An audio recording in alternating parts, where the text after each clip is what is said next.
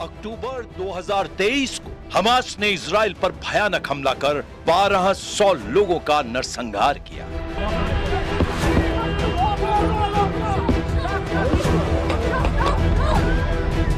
सात अक्टूबर 2025 नेतन्याहू की मुनादी अब अमेरिका में एक फटेगी खामनेई की इंटरकॉन्टिनेंटल मिसाइल।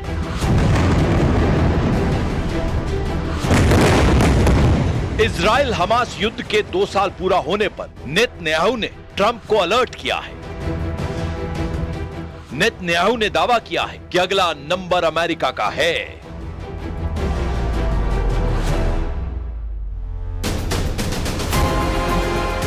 ईरान ने 8000 किलोमीटर की दूरी तक हमला करने वाली बैलिस्टिक मिसाइलें बनानी शुरू की हैं। इनमें 3000 किलोमीटर और जोड़कर वो अमेरिका के पूर्वी तट तक हमला कर सकता है।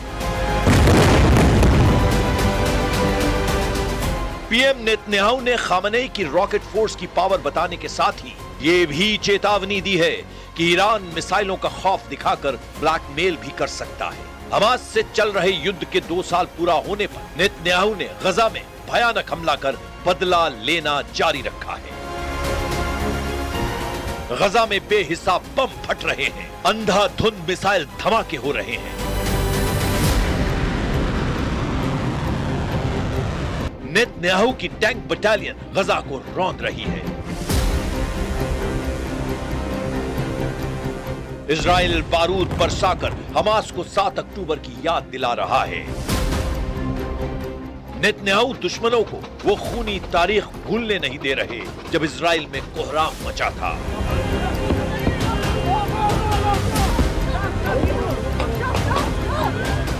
दो साल पहले जैसे हालात इजराइल में थे, उससे भयानक त्रासदी इजराइल के दुश्मन देशों में कहर ढा रही है। गजा में हमास पर बमों की बरसात हो रही है। लेबनान में हिजबुल्लाह फाइटर दौड़ा दौड़ा कर मारे जा रहे हैं। हूथी लड़ाकों को भी इजराइल बेरहमी से कुचल रहा है। इजराइल शांति समझौते और सुलह की कोशिशों के बाद भी भयानक हमले तेज कर चुका है। इजराइल का पूरा जोर हमास के नए मिलिट्री चीफ का खात्मा करना है, वो भी युद्ध समझौते से पहले। इसीलिए इजराइल ने एक बार फिर से ऑपरेशन को धार दी है।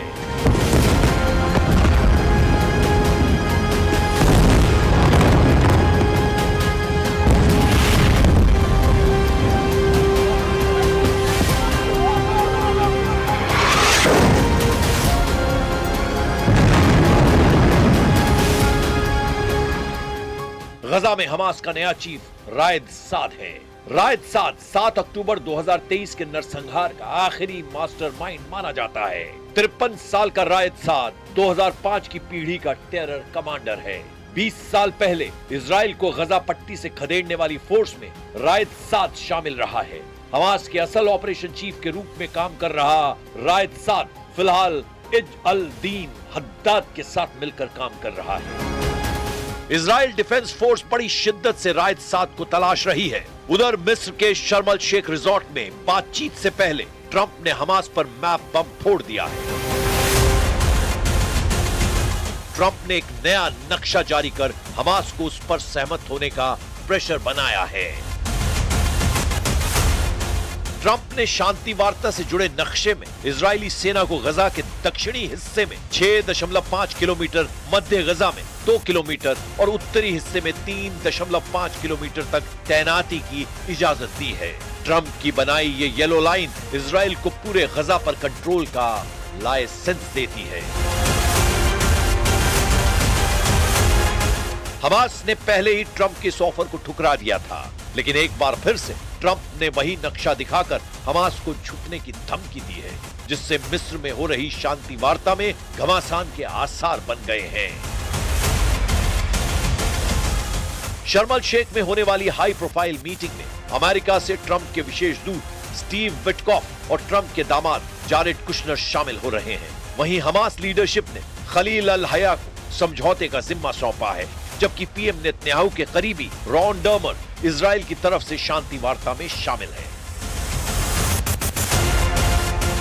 युद्ध समझौते से पहले प्रेसिडेंट डोनाल्ड ट्रंप हमास पर दबाव की रणनीति बनाए हुए हैं। ट्रंप ने साफ साफ कहा है कि हमास ने जरूरी शर्तें नहीं मानी तो समझौता नहीं होगा। अगर समझौता टूटा तो फिर हमास को अमेरिका से निपटना होगा।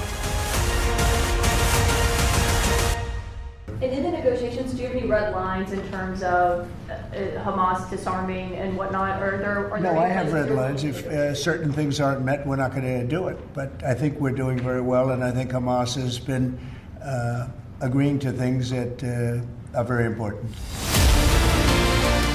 हमास लीडरशिप ट्रंप की बार बार की धमकियों के बाद भी अपने स्टैंड से पीछे हटने को तैयार नहीं है। इसीलिए शांति बैठक में खलील अल हया खुद शामिल हो रहे हैं। ये वही हमास लीडर हैं जिन्हें इजराइल ने कतर में मारने की कोशिश की। दोहा में इजराइल के हमले में खलील अल हया के बेटों की भी मौत हो गई, लेकिन खलील अब भी इजराइल के सामने डटे हुए हैं। मिस्र की बैठक में शामिल होने से पहले खलील अल हया ने फिलिस्तीनियों के लिए इमोशनल बयान जारी किया है।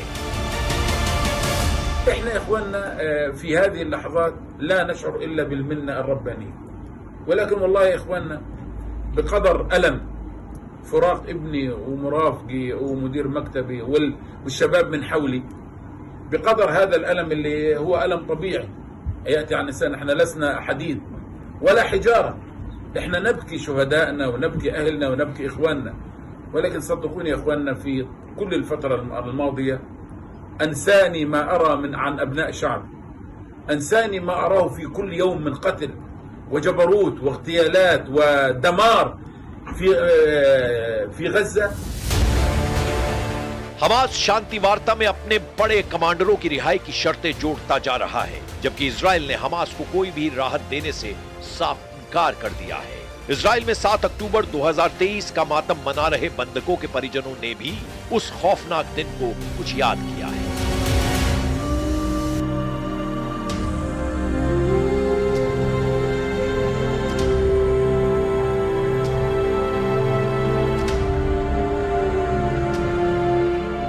Two years is too long.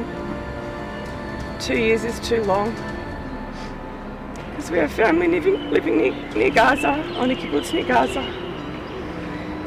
And I think it took about 15 hours for us to hear from all our family members.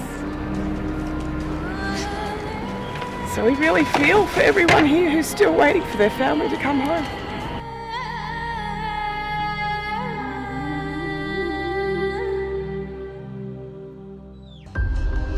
दो साल पहले 7 अक्टूबर वो ऐसी सुबह थी जिसकी इजराइल ने कल्पना नहीं की थी। ऐसा कोहराम, ऐसा शोक दुनिया ने कभी देखा न था। ऐसा नरसंहार जिससे इंसानियत थर्रा गई। ऐसी त्रासदी जिसने एक अंतहीन युद्ध कराया। ऐसा युद्ध जिसमें सब कुछ दांव पर लगा। ऐसा युद्ध जिसमें सिर्फ अल्प विराम लगता रहा है। ऐसा युद्ध जो 2 साल बाद 7 अक्टूबर को भी उतना ही बारूदी, उतना ही विनाशकारी, उतना ही व्यापक